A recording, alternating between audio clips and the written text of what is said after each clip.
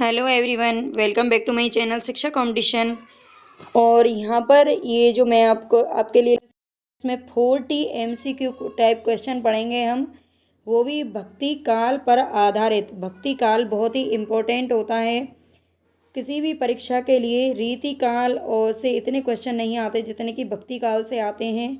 तो यहाँ से हमें बहुत ज़्यादा क्वेश्चन देखने को मिलते हैं। TGT PGT की भी परीक्षा शायद जनवरी फरवरी में हो जाए, है ना। अभी मैं शायद ही कहूँगी क्योंकि किसी का कुछ भरोसा ही नहीं है, ना किसी सरकार का ना ही किसी का। तो इसीलिए हो भी जाए तो इसके लिए आपको तैयारी करनी है। बाकी UGC नेट या फिर आप MP टेट H टेट कोई भी आप तैयारी कर रही हैं किसी भी एग्ज़ाम पर जहाँ पर हिंदी साहित्य आता है, तो उसके लिए बहुत इंपॉर्टेंट है। जो भी बच्चे नए जुड़े हैं प्लीज़ चैनल को सब्सक्राइब ज़रूर कर लेना भाई, हाथ जोड़ करके रिक्वेस्ट है। सपोर्ट करना, शेयर करना। चलते हैं हम अपने क्वेश्चन की तरफ। रुक्मिणी पुनि वैसे ही मरी गई, कुलवंती सत सौ सती भई। इन पंक्तियों के कौन है सूफी कवि? कौन सूफी कवि है? इन पंक्तियों को किसने बोला है? रुक्मिणी पुनि वैसे ही मर गई, कुलवंती सत सौ सती भई। कुतुबन, जायसी, उस्मान या फिर मंजन। तो इनमें से हमारा जो करेक्ट ऑप्शन है वो क्या होगा? कुतुबन। ये कुतुबन की पंक्तियां हैं। रुक्मिणी पुनि वैसे ही मर गई, ठीक है। ये किसने कहा था? कुतुबन ने कहा था। ये ध्यान रखना अच्छे से। बलदीप बलदीप देखा अंग्रेजा, वहाँ जाई जेही कठिन करेजा। पंक्ति के रचयिता कौन है? बलदीप देखा अंग्रेजा, वहाँ जाई जेही कठिन करेजा। ये पंक्ति के रचयिता बताइए। जायसी, उस्मान, कासिम शाह या फिर नूर मोहम्मद। आज की जो क्लास है इससे पहले हम भक्ति काल के कुछ बहुत सारे क्वेश्चन हैं जो कर चुके हैं, ठीक है, और आदिकाल के भी हमने करे थे। तो यहाँ पर आप देखेंगे जो आज के जो क्वेश्चन है वो थोड़ा सा सूफी काव्य धारा से अधिक लिए हैं मैंने, ठीक है। इससे पहले हम राम काव्य धारा को थोड़ा पढ़ चुके हैं। तो बलदीप देखा अंग्रेजा, वहाँ जाई जेही कठिन करेजा। इस पंक्ति के रचयिता कौन है? जायसी, उस्मान, कासिम शाह या फिर नूर मोहम्मद। तो ये किसकी पंक्ति है? उस्मान की पंक्ति है। ब हमारा करेक्ट ऑप्शन है, ठीक है। बलदीप देखा अंग्रेजा, उस्मान। किसने देखा अंग्रेजा? किसने देखा? उस्मान ने देखा। और कठिन करेजा, कठिन करेजा किसका है? उस्मान भाई साहब का है, ठीक है। जानत है वह सृजनहारा, जो कछु है मन मरम हमारा। जानत है वह सृजनहारा। सृजनहारा किसे बोलते हैं? भगवान को बोलते हैं जो कि हमें बनाता है। जो कछु है मन मरम हमारा। इन पंक्तियों के रचयिता कौन कवि हैं? उस्मान, मंजन, कुतुबन या फिर नूर मोहम्मद। तो इसका जो करेक्ट ऑप्शन है वो है नूर मोहम्मद। कौन है? द हमारा करेक्ट ऑप्शन है नूर मोहम्मद। नल दमयंती प्रेमाख्यान काव्य के रचनाकार कौन है? देखो आप प्लीज़ जो भी बच्चे देखें, जो जुड़ें, शेयर कर देना, सब्सक्राइब कर देना। आज मैं यहाँ पे ज़्यादा एक्सप्लेन नहीं कर रही हूँ क्योंकि ये थोड़ी सी लॉन्ग भी है और अभी फर्स्ट है, ज़्यादा बच्चे देख भी नहीं रहे हैं। जितना ज़्यादा आप सपोर्ट करेंगे, शेयर करेंगे, मैं आपको उतना ही ज़्यादा अच्छा कंटेंट प्रोवाइड करा दूँगी। नल दमयंती प्रेमाख्यान काव्य के रचनाकार कौन है? रहीम, मुल्ला दाऊद, कासिम शाह, नरपति व्यास। ऐसा नहीं है कि ये अच्छा नहीं है, ये भी बहुत अच्छा है। ये सारे क्वेश्चन हैं, आपको पता होने चाहिए। तो नल दमयंती जो प्रेमाख्यान है काव्य के रचनाकार कौन है? रहीम है, मुल्ला दाऊद, कासिम शाह पर या फिर नरपति व्यास। तो नल दमयंती किसने लिखा है? नरपति व्यास ने लिखा है। किसने? नरपति व्यास ने। छिताई वार्ता जो कि कल्पना और इतिहास का अद्वितीय ग्रंथ है, इसके रचनाकार कौन है? छिताई वार्ता के रचनाकार कौन है? का नरपति व्यास, कासिम शाह, नारायण दास या फिर नूर मोहम्मद। तो ये नारायण दास की क्या है? रचना है छिताई वार्ता, ठीक है। किसकी है? छिताई वार्ता नारायण दास की है। कहरनामा के रचयिता कौन है? कहरनामा जिन्होंने पद्मावत लिखी है उन्हीं की है कहरनामा। जिन्होंने अखरावट लिखी है उन्हीं की है कहरनामा। तो वो कौन थे? मलिक मोहम्मद जायसी, ठीक है। कहरनामा के रचयिता कौन है? जायसी साहब हैं। ईश्वर का विरह ही किस मत के भक्तों की प्रधान संपत्ति रहा है? ईश्वर का विरह ही किस मत के भक्तों की? मत आप जानते हैं जो भक्ति काल था उसमें 4 मत रखे गए हैं। उसमें संत काव्यधारा, सिख सूफी काव्यधारा और राम काव्यधारा या फिर कृष्ण काव्यधारा या फिर निर्गुण या सगुन भी उनको बोलते हैं। ठीक है, तो उन 4 मतों में ये किसके किन कौन से भक्त हैं जिनकी प्रधान संपत्ति क्या रही है? ईश्वर का विरह रहा है।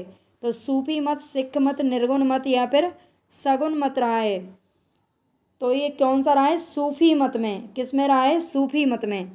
सूफी मत के जो काव्यों की विशेषता है वो मतलब आत्मा और परमात्मा को प्रेमी प्रेमिका के रूप में रखते हैं और उन्हीं से ही मिलने की बातें करते रहते हैं। पद्मावत में रत्नसेन द्वारा पद्मावती को प्राप्त करने की इच्छा को प्रेम ना कहकर रूप लोभ की संज्ञा किस आलोचक ने दी है? मतलब पद्मावती, ये कहा जाता है कि पूरे इतिहास में जो पद्मावती थी वो बहुत ही ज़्यादा, सबसे ज़्यादा खूबसूरत थी। और रत्नसेन, आप पहले जानते हैं, पहले जो राजा महाराजा थे वो एक एक नहीं बल्कि कई कई रानियां रखते थे, कई कई शादियां वो करते थे। तो उनकी पहली जो पत्नी थी वो नागमती थी और वो एक बार कहीं शायद शिकार वगैरह खेलने गए थे और वहाँ पर उन्हें पद्मावती मिलती है सिंगल द्वीप पर। और पद्मावती की खूबसूरती को देखकर, उनके रूप को देखकर वो इतने मुग्ध हो जाते हैं और उसे साथ में अपने महल ले आते हैं, विवाह कर लेते हैं। ठीक है, तो प्रेम ना कह करके रूप लोक की संज्ञा किसने दी है? नामवर सिंह, आचार्य शुक्ल, हजारी प्रसाद द्विवेदी या फिर रामविलास शर्मा ने कहा है। तो ऐसा कौन बोल सकता है बेधड़क? ये आचार्य शुक्ल जी ने कहा है। किसने कहा है? आचार्य शुक्ल जी ने कहा है। ठीक है, पद्मावत में वर्णित रत्नसेन, पद्मावती, तोता और नागमती के प्रतीकों का सही क्रम क्या है? इसमें जो पद्मावत में जो भी पात्र रखे गए हैं उन सब का कहीं ना किसी को प्रतीक बना करके रखा गया है। तो इसीलिए रत्नसेन किसका प्रतीक है यहाँ पर? पद्मावती किसका प्रतीक है? तोता किसका है? और नागमती किसका प्रतीक है? तो बताइए यहाँ पर कौन सा हमारा सही होगा? रत्नसेन किसका प्रतीक है? मन का प्रतीक है। तो मन हमारे बी में ही सही है। ठीक है, तो हमारा आंसर तो यही होगा। और पद्मावती किसका प्रतीक है? बुद्धि का। तोता गुरु का प्रतीक है और नागमती सांसारिक आकर्षण का प्रतीक है, यानी संसार का प्रतीक है। कौन? नागमती। ठीक है, मन, रत्नसेन मन का प्रतीक है, पद्मावती बुद्धि का प्रतीक है, तोता गुरु का प्रतीक है और सांसारिक आकर्षण, वो तोता वो है जो रत्नसेन को ये बताता है कि नहीं, मतलब पद्मावती से भी कहता है सबसे ज़्यादा सुंदर आप ही हैं, और नागमती से जा कर के बोल देता है कि आप सबसे ज़्यादा सुंदर नहीं है। कौन है? पद्मावती सबसे ज़्यादा सुंदर है पूरी दुनिया में। निम्न में से सूफी प्रेमाख्यान कार्यों की विशेषता नहीं है। तो सूफी प्रेमाख्यान जो भी लिखे गए हैं उनके कार्यों की, उनकी क्या विशेषता नहीं रही है? इसमें से प्रेम के बहाने इस्लाम का प्रचार, परमात्मा को स्त्री व आत्मा को पुरुष मानना, लौकिक प्रेम द्वारा अलौकिक प्रेम की अभिव्यंजना, गुरु द्वारा लक्ष्य की प्राप्ति का मार्ग बतलाना। तो प्रेम के बहाने इस्लाम का प्रचार, ये उनकी विशेषता नहीं बताई जाती है। ठीक है, ऐसा उन्होंने नहीं किया। प्रेम के बहाने वो इस्लाम का प्रचार नहीं कर रहे थे। बाकी परमात्मा को स्त्री मानते हैं और आत्मा को पुरुष मानते हैं। बहुत अच्छे से याद रख लेना, है ना। हम सोचते हैं कि परमात्मा, ऐसा लगता है सुनने में ये पुल्लिंग है और आत्मा स्त्रीलिंग है, तो उसको स्त्री पुरुष से जोड़ देते हैं, गलत हो जाता है। परमात्मा को स्त्री मानते थे, ठीक है, प्रेमिका का नाम देते थे, और आत्मा यानी कि पुरुष, आत्मा परमात्मा से मिलने के लिए, प्रेमी प्रेमिका से मिलने के लिए क्या करता है? बहुत ही ज़्यादा मतलब मेहनत करता है। और जो भी है, लौकिक प्रेम द्वारा अलौकिक प्रेम की अभिव्यंजना, गुरु द्वारा लक्ष्य की प्राप्ति का मार्ग बताना। तो इसमें प्रेम के बहाने इस्लाम का प्रचार, इसकी विशेषता नहीं बताई जाती है। हिंदी के सूफी प्रेमाख्यान कार्यों का मूल उद्देश्य क्या है? यहाँ पर मूल उद्देश्य पूछा है, उनका मूल उद्देश्य क्या रहा है? अवतारवाद में विश्वास करना नहीं करते थे, प्रेम के उदात्त स्वरूप की स्थापना करना, तो यही इसका करेक्ट ऑप्शन है। ठीक है, प्रेम के उदात्त स्वरूप की स्थापना करना ही उनका मूल उद्देश्य था। प्रेम के बहाने सूफी मत का प्रचार ये नहीं है, है ना। इस्लाम या सूफी मत का प्रचार वो नहीं कर रहे थे। प्रतीकों के माध्यम से आध्यात्मिक भावना का प्रतिपादन करना, तो ये भी नहीं है। वो प्रेम पर अधिक बल देते थे। ठीक है, इसीलिए इसको प्रेम मतलब सूफी काव्यधारा को प्रेम मार्गी कभी भी कहा जाता है। प्रेम मार्गी धारा। होतई दास परस भई लोना, धरती सरग भयो अस सोना। ये पंक्ति किसकी है? पंक्ति थोड़ी सी बिल्कुल अलग है, लेकिन ऐसे नहीं है, पूछे जाते हैं ये। होतई दास परस भई लोना, धरती सरग भयउ अस सोना, ये पंक्ति किसकी है बताइए। जायसी, कुतुबन, असाहित या फिर मंजन। तो ये मलिक मोहम्मद जायसी की पंक्ति है। किसकी है? ए इज द करेक्ट ऑप्शन। ठीक है, ए कुछ भी लगा लेना। मानुष प्रेम भयउ बैकुंठी, नाही ता कहा छार भरी मूठी। इस पंक्ति के रचयिता कौन है? मानुष प्रेम भयउ बैकुंठी, जायसी, उस्मान, मंजन या कुतुबन। तो ये किसने कहा है? तो ये भी यहाँ पर जायसी की पंक्तियाँ देखो जायसी से ही ज़्यादा पूछी जाती हैं। जो भी सूफी काव्य धारा के कवि हैं, औरों की पंक्तियाँ नहीं पूछी जाती, तो इसीलिए वो एक अलग बात है। देखो एक आध आ सकती है, लेकिन उनसे नहीं पूछी जाती। जायसी सबसे ज़्यादा इम्पोर्टेंट है इसमें, इसीलिए यहाँ इनकी पंक्तियाँ ज़्यादा इम्पोर्टेंट हैं। तो इसीलिए कभी भी आपके पास सूफी का आ जाए और आपको नहीं समझ में आए, कुछ भी तुक्का लगाना है, तो आप जायसी पर जाना। सूफी काव्य धारा के कवियों का कालक्रम के आधार पर सही विकल्प कौन सा है? तो इसमें सबसे पहले देखो मुल्ला दाऊद तो सभी में लिखा हुआ है, इसका मतलब इन सब में मुल्ला दाऊद सबसे पहले हैं, जिनकी रचना का नाम था चंदायन। ठीक है, चंदायन किसने लिखी थी? मुल्ला दाऊद ने लिखी थी। तो मुल्ला दाऊद तो इसमें आएंगे ही। इसके बाद कौन है? कुतुबन। कुतुबन कुतुबन की कौन सी है? मृगावती, जायसी की पद्मावत और मंझन का क्या? मंझन। इसके बाद सबसे छोटे कौन है इनमें से? मंझन कवि। ठीक है, मुल्ला दाऊद, कुतुबन, जायसी और मंजन, ये ध्यान रख लेना इनका क्रम। प्रेम विलास प्रेमलता की कथा के रचनाकार कौन है? प्रेम विलास प्रेमलता की कथा के रचनाकार पूछे आपसे श्रावक जटमल, शेख नबी, उस्मान या नूर मोहम्मद। तो प्रेम विलास प्रेमलता की कथा के जो रचनाकार हैं वो है श्रावक जटमल। ठीक है, श्रावक जटमल है। आगे देखते हैं। निम्नलिखित रचनाओं के रचयिताओं में से असंगत का चुनाव करना है आपको। निम्नलिखित रचनाओं के रचयिताओं में से असंगत का चुनाव कीजिए। रोज़तुल हकायक नूर मोहम्मद का है। अनुराग बांसुरी ये कासिम शाह का बता रहा है। कहरनामा जायसी का है। छिताई वार्ता भी हम पढ़ चुके हैं, कहरनामा जायसी का ही है। छिताई वार्ता नारायण दास का है और रोज़तुल हकायक नूर मोहम्मद का है। लेकिन जो अनुराग बांसुरी है ये भी नूर मोहम्मद का ही है। ये किसका है? ये भी नूर मोहम्मद का है, ना कि कासिम शाह का है। ये ध्यान रख लेना। अनुराग बांसुरी किसकी रचना है? तो ये नूर मोहम्मद की रचना है। आगे देखते हैं। निम्नलिखित रचनाओं की नायिकाओं में से असंगत का चुनाव करना है। कौन सी रचना में किस नायिका को रखा गया है बताइए।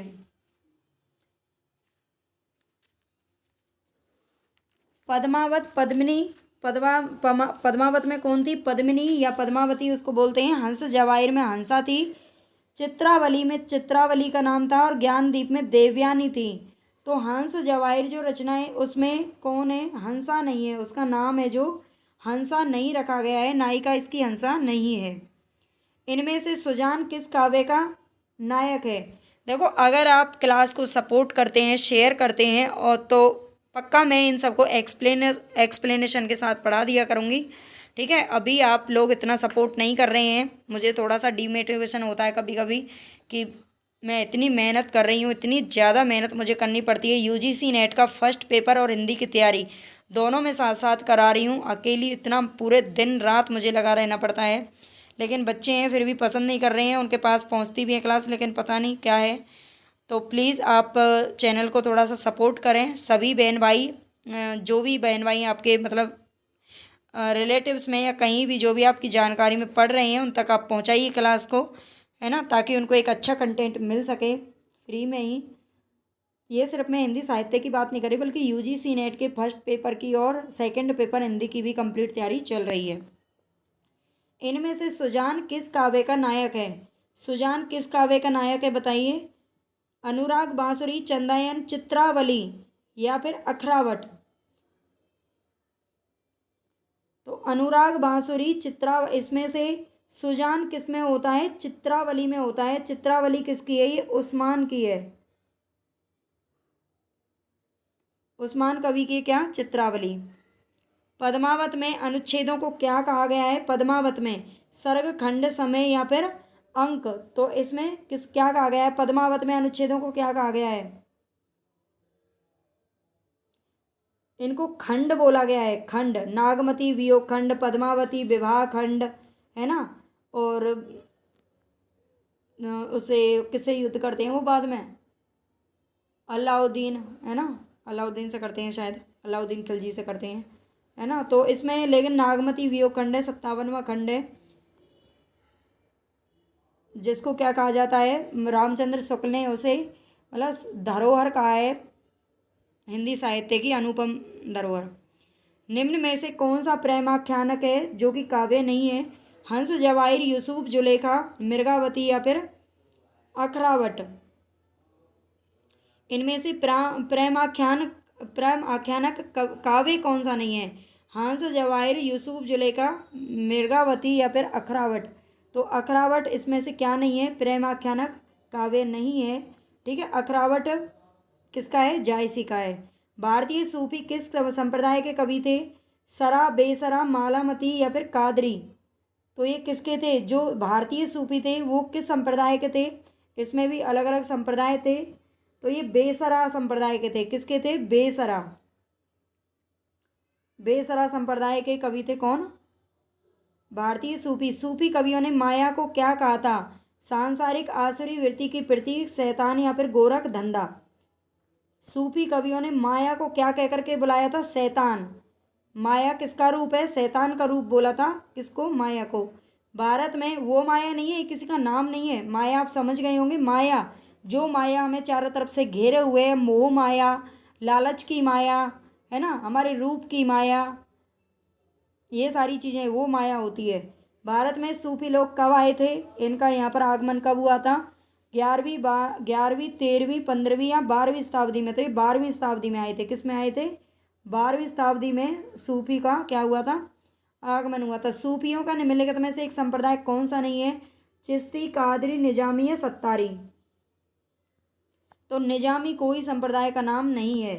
ठीक है, निजामी संप्रदाय का नाम नहीं है। बाकी चिश्ती, कादरी, सत्तारी ये सब क्या है? इनके संप्रदाय हैं। सूफी कवियों ने आत्मा को किस नाम से अभिहित किया है? सूफी कवियों ने आत्मा को किस नाम से अभिहित किया है? प्रेमिका, सखी, माया या प्रेमी। सूफी कवियों ने आत्मा को किस नाम से किया है? आत्मा भी हमने पीछे पढ़ा था ना। आत्मा को किस नाम से अभिहित किया है? प्रेमिका के नाम से नहीं, ये प्रेमी के नाम से किया है। ठीक है, जो प्रेमिका से मिलने के लिए तरसती है। सूफी प्रेमाख्यानक कार्यों की मूल भावना क्या है? प्रणय या रति, श्रृंगार, रसचित्रण, लौकिक से अलौकिकता या प्रेम का वर्णन। तो सूफी प्रेमाख्यानक कार्यों की जो मूल भावना है वो क्या है? प्रणय या रति। प्रणय प्रेम को ही बोलते हैं, प्रणय या रति है। विक्रम बेताल की कहानी किस रचना का कथा स्त्रोत है? विक्रम बेताल की जो कहानी है वो किस रचना का कथा स्त्रोत है? मृगावती, हंसावली, अखरावट या कहानावत। कहानावत, अखरावट दोनों ही जायसी की क्या है? रचना है। ये भी जायसी की है। अखरावट तो उनकी यही है। तो विक्रम बेताल किस कहानी का स्त्रोत है? हंसावली का स्त्रोत है। किसका है? हंसावली का। जायसी का प्रमुख अलंकार कौन सा है? उपमा, रूपक, अनुप्रास या हेतु उत्प्रेक्षा। तो हेतु उत्प्रेक्षा जो है ये किसका है? हेतु उत्प्रेक्षा जायसी का क्या है? जायसी का अलंकार है, प्रमुख अलंकार। सबसे ज़्यादा इसको ही इन्होंने अपने काव्य में रखा है। जायसी ने पद्मिनी को क्या कहा है? आत्मा, शरीर, पारस, रूप या फिर नारी कहा है। जायसी ने पद्मिनी को क्या कहा है? पारस रूप। क्या कहा है? पारस रूप कहा है। ठीक है, किसने? जायसी ने। जान कवि की निम्न में से रचना नहीं है। जान कवि है, कवि का नाम है जान। ठीक है, कोई जान नहीं है। जान कवि की निम्न में से कौन सी रचना नहीं है? कथारूप मंजरी, कथा कनकावती, कथा मोहिनी, कथा कलंदर। सारी कथाओं के नाम से इन्होंने लिखे हैं, लेकिन कथा कलंदर इन्होंने नहीं लिखा है। ठीक है, कथा कलंदर इनकी रचना नहीं है। नहीं, ये नहीं और हैं, बहुत अच्छे से देख लिया करो। इनमें आजकल जो एक्सपर्ट है ना, मतलब जो बनाते हैं पेपर प्रोफेसर, वो फंसा देते हैं। नूर जहाँ के रचयिता कौन है? ख्वाजा अहमद जलालुद्दीन आलम कवि या पुहकर कवि। तो नूर जहाँ के रचयिता कौन है? पुहकर कवि हैं, पुहकर कवि। ठीक है, नूर जहाँ किसने लिखी है? नूर मोहम्मद ने एक अलग लिखी थी, और नूर मोहम्मद कवि का नाम है। नूर जहाँ के रचयिता कौन है? पुहकर कवि हैं। कृष्ण भक्त कवियों ने कृष्ण के किस रूप को अपने काव्य का विषय बनाया है? कृष्ण भक्त जो कवि हैं उन्होंने कृष्ण के किस रूप को अपने काव्य का विषय बनाया है? वैदिक ऋषि कृष्ण को, महाभारत के योगेश्वर कृष्ण को, श्रीमद् भागवत पुराण के कृष्ण को, या इनमें से कोई नहीं? तो श्रीमद् भागवत गीता में जो कृष्ण का रूप दिखाया गया है उसको ही अपना काव्य का विषय बनाया है। किसने? जो कृष्ण भक्त कवि हैं। हिंदी में कृष्ण को काव्य का विषय बनाने का श्रेय सर्वप्रथम किस कवि को जाता है? हिंदी में कृष्ण को काव्य का विषय सबसे पहले किसने बनाया था? तो ये विद्यापति को जाता है। इसका श्रेय किसको जाता है? यहाँ पर आप सूरदास, नंददास देखेंगे तो जरूर इनको ही सही मानेंगे, लेकिन नहीं है, ये विद्यापति को जाता है। इनमें से कृष्ण चैतन्य का शिष्य कौन था? कृष्ण चैतन्य का शिष्य बताइए, इनमें से कौन था? रूप गोस्वामी, जीव गोस्वामी, सनातन गोस्वामी या उपर्युक्त सभी? तो बिल्कुल ये सारे के सारे ही रूप गोस्वामी, जीव गोस्वामी, सनातन गोस्वामी, तीनों के तीनों ही कृष्ण चैतन्य के क्या थे? शिष्य थे। उज्ज्वल नीलमणि नामक भक्ति भावना के शास्त्रीय ग्रंथ के रचयिता कौन है? उज्ज्वल नीलमणि ये किसकी रचना है? रूप गोस्वामी, वल्लभाचार्य, स्वामी हरिदास या फिर नंददास? उज्ज्वल क्या होता है? हमारा रूप होता है। क्या होता है? उज्ज्वल होता है रूप गोस्वामी। कृष्ण को रस रूप में तथा राधा को रति रूप में किस संप्रदाय में माना गया है? कृष्ण को रस रूप में तथा राधा को रति रूप में किस संप्रदाय में माना गया है? चैतन्य संप्रदाय, वैष्णव सहजिया संप्रदाय, निम्बार्क संप्रदाय, राधा वल्लभ संप्रदाय? कृष्ण को रस रूप में माना गया है और राधा को रति रूप में, तो वैष्णव सहजिया संप्रदाय में माना गया है। ठीक है, वैष्णव सहजिया संप्रदाय में माना गया है। राधा वल्लभ संप्रदाय का प्रवर्तक किसने किया है? राधा वल्लभ संप्रदाय का प्रवर्तन किसने किया है? हित हरिवंश, वल्लभाचार्य, विष्णु स्वामी, निम्बार्क? तो ये क्या है? हित हरिवंश का संप्रदाय है कौन सा? राधा वल्लभ संप्रदाय। किस संप्रदाय के प्रवर्तक चैतन्य महाप्रभु थे? चैतन्य महाप्रभु किस संप्रदाय के प्रवर्तक थे? गौड़ीय, हरिदासी, वल्लभ या सखी संप्रदाय? तो ये किसके थे? गौड़ीय संप्रदाय के थे। किसके थे? गौड़ीय संप्रदाय के चैतन्य महाप्रभु। कृष्ण की उपासना ब्रजेंद्र कुमार के रूप में किस संप्रदाय के अनुयायी करते हैं? कृष्ण की उपासना ब्रजेंद्र कुमार के रूप में किस संप्रदाय के अनुयायी करते हैं? सखी संप्रदाय, चैतन्य संप्रदाय, निम्बार्क संप्रदाय या फिर राधा वल्लभ संप्रदाय? तो कृष्ण की उपासना ब्रजेंद्र कुमार के रूप में किस संप्रदाय के लोग करते हैं? चैतन्य संप्रदाय के लोग अनुयायी करते हैं। ठीक है, कृष्ण की उपासना ब्रजेंद्र के रूप में कौन करते हैं? चैतन्य संप्रदाय के जो भी अनुयायी हैं। इनमें से वल्लभाचार्य के शिष्य कौन से कृष्ण भक्त कवि थे? भाई बताना मुझे कमेंट करके प्लीज़। जो भी बच्चे देखें ज़रूर बताना कि आपको ये क्वेश्चन कैसे लगे। आपको इसी तरह के क्वेश्चन आगे पढ़ने हैं या थोड़े से और इजी पढ़ने हैं या थोड़े से और टफ पढ़ने हैं? वैसे ये मीडियम है ना, इनमें बहुत ज़्यादा टफ है ना बहुत ज़्यादा ईजी हैं। कुछ क्वेश्चन ईजी भी हैं, कुछ टफ भी हैं। ठीक है, तो बताना आपको कैसे लगे क्वेश्चन। और इसी तरह से मैं क्लास डेली आपकी लेने वाली हूँ। प्लीज़ चैनल से जुड़ें, सब्सक्राइब करें, शेयर करें। तो वल्लभाचार्य के शिष्य कौन से कृष्ण भक्त कवि थे? छीत स्वामी, कुंभन दास, गोविंद स्वामी या फिर नंददास? बताइए कौन थे? ये थे कुंभन दास। कौन थे? कुंभन दास। बाकी के तीन किसके कवि थे? विट्ठलाचार्य के थे, जो कि इनका बेटा था। तो यहाँ पर हमारे 40 क्वेश्चन कंप्लीट हो गए। यूजीसी नेट की अगर फर्स्ट पेपर की भी आप तैयारी कर रहे हैं, यूजीसी नेट की तैयारी करना चाहते हैं, तो प्लीज़ आप चैनल की प्लेलिस्ट में जा कर के देखें। वहाँ से आपको बहुत अच्छा कंटेंट मैंने दे रखा है। मतलब अभी हमारी क्लासेस कंटिन्यूस चल रही हैं।